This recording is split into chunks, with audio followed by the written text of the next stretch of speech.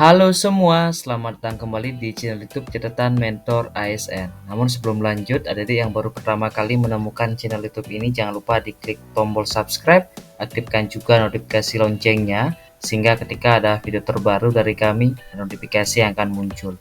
Pada kesempatan video kali ini, kami akan kembali mengajak adik-adik untuk membahas soal asesmen sumatif akhir semester, khususnya untuk mata pelajaran Pendidikan Pancasila kelas 10 tingkat SMA, SMK, dan MA. Seperti apa soal asesmen sumatif akhir semester untuk mata pelajaran Pendidikan Pancasila? Kita bahas mulai dari soal yang pertama. Di bawah ini, yang bukan merupakan unsur dari hukum adalah apakah opsi yang A, B, C, D, ataukah opsi yang E. Disilakan ada dicermati. Di sini ada kata pengecoh ya, yang bukan unsur terbentuknya hukum. Kalau opsi yang A, peraturan atau kaidah-kaidah tingkah laku manusia dalam pergaulan antar manusia atau masyarakat, ya, ini merupakan unsur hukum. Kemudian yang B, peraturan diadakan untuk melindungi pembuat hukum. Bukan melindungi pembuat hukum, tapi melindungi rakyat. Ya, sehingga opsi yang B ini kurang tepat. Yang C, peraturan bukan jalinan nilai, ya. Merupakan unsur hukum, bersifat memaksa, ada sanksi yang tegas dan nyata, juga bagian dari unsur hukum. Sehingga jawaban terbaik untuk soal yang pertama, karena yang tanya adalah bukan unsur hukum, itu adalah opsi yang B. Peraturan diadakan untuk melindungi pembuat hukum. Ini kurang tepat ya. Lanjut soal berikutnya, soal nomor 2. Norma ini kedua macam isi, yaitu atau opsi yang A, B, C, D, atau opsi yang E. Di norma itu mungkin dua macam isi. Opsi yang tepat adalah opsi yang E, perintah dan larangan.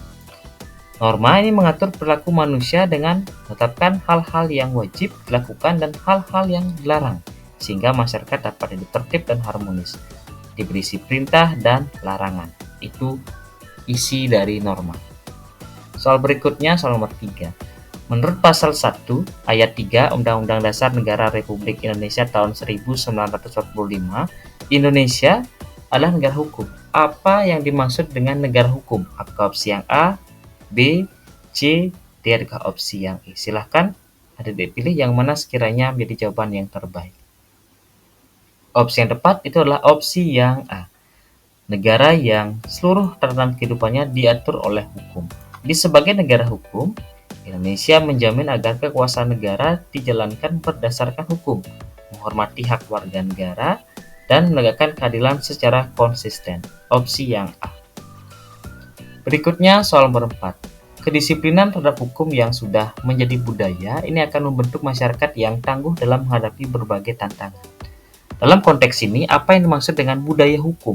Apakah opsi yang A, B, C, D, atau opsi yang E?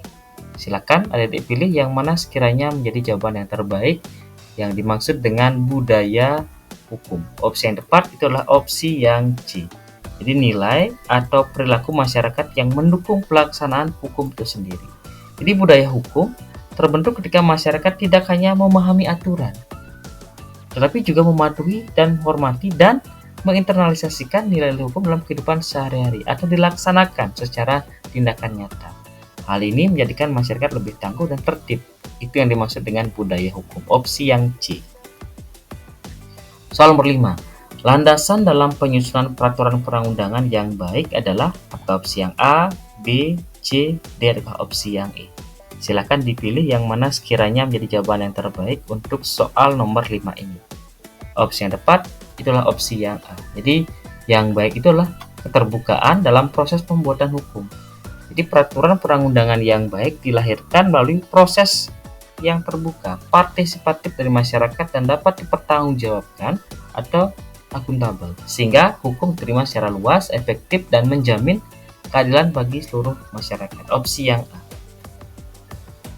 Soal nomor 6. Salah satu unsur penting dalam penegakan hukum adalah keadilan.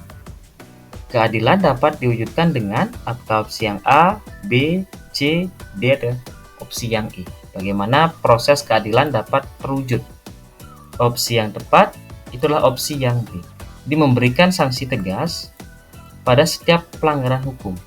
Jadi keadilan dapat tercapai jika setiap pelanggaran diperlakukan sama. setara, termasuk sanksi yang diterapkan secara konsisten dan hukum ditegakkan tanpa diskriminasi, tanpa adanya tebang pilih.